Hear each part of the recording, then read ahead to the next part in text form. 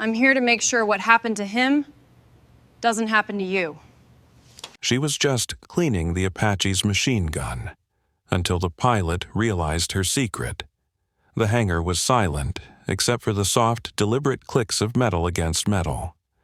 Under the dim strip lights, she worked alone, gloved hands gliding over the Apache's M230 chain gun like a pianist touching ivory.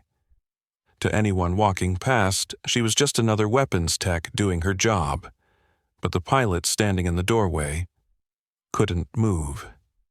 He knew every person on this base, every soldier, every mechanic, every pair of boots that clanged on the hangar floor, except hers.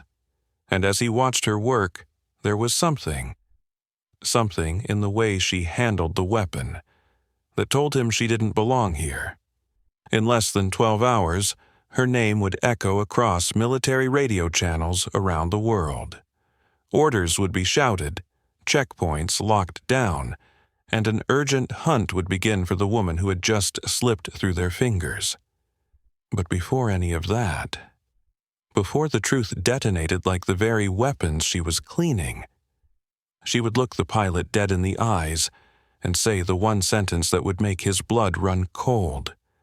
The one sentence that explained everything.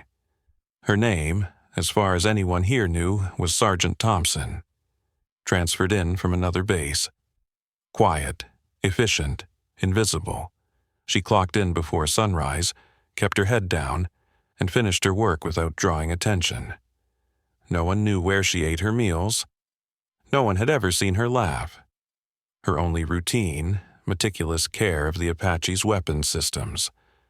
What she wanted, she told herself, was simple. Do the job, stay unnoticed, and get out before anyone started asking questions. But deep down, there was more.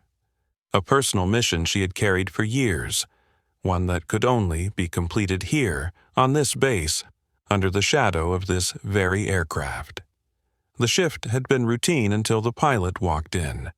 Major Reynolds, call sign Hawkeye, decorated, unshakable, a man who had flown more missions than anyone else in his unit. He approached casually, leaning on the workbench as she inspected the gun's recoil assembly. "You're new," he said. She nodded without looking up. "Transfer from Carson." But when his eyes fell on her hands, his brow furrowed. Not because of the speed, though she moved faster than any tech he'd seen, but because of the motions. Every step she took in stripping and cleaning the weapon was precise, too precise, not like someone who maintained these systems, but like someone who had used them. Over the next few days, Reynolds watched her. From the catwalk above the hangar, from the edge of the tarmac, from the shadows outside the armory. She never made mistakes, never asked for help, and yet, every so often, her eyes would flick to the sky when an Apache flew overhead, following it until it disappeared. One night, he checked the personnel roster. No Sergeant Thompson had ever been assigned to Carson. The next morning, she found him standing at her workbench, holding a maintenance log she hadn't filled out. "You skipped a line," he said. Her voice was calm. "I'll fix it." But in that moment, their eyes locked, and he saw something flicker in hers, something that didn't belong on a quiet maintenance tech's face. It happened on a Tuesday. She had been assigned to clean and reassemble the M230 after a training flight. Reynolds walked in just in time to see her pull a small, folded photograph from her pocket and slip it into the Apache's ammo compartment. He froze. She didn't notice him until she turned to leave, and by then, the photo was gone. "What was that?" he asked. Her answer was slow, measured. "Something that belongs here." And for the first time, he realized she wasn't here to keep the weapon ready. She was here for the weapon itself. By that night, the base was on edge. Reynolds had gone to his commanding officer with his suspicions. But when they checked her personnel file, it was gone. Not incomplete, not redacted, gone. The only proof she existed was the name stitched on her uniform. The next morning, she didn't show up for her shift. Her bunk was empty, her locker clean. But in the hangar, on the bench where she had worked, was the same M230 chain gun, fully assembled, ready for use, and lying across it, the same photograph he had seen her hide.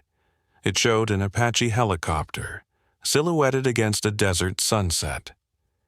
In the cockpit, barely visible, was the face of a young man.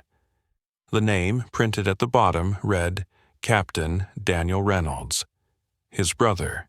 He found her on the far side of the base, sitting alone beside the perimeter fence.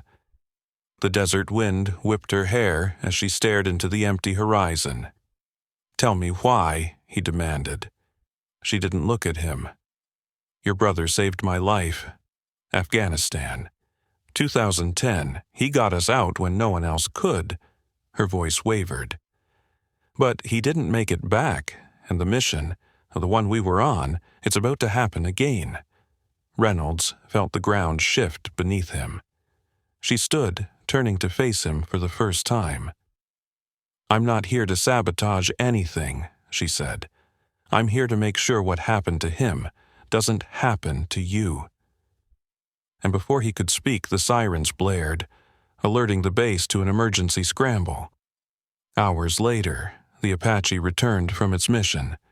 Reynolds still in the cockpit, alive. The M230 had jammed mid-flight, a defect that could have turned the mission into a death sentence.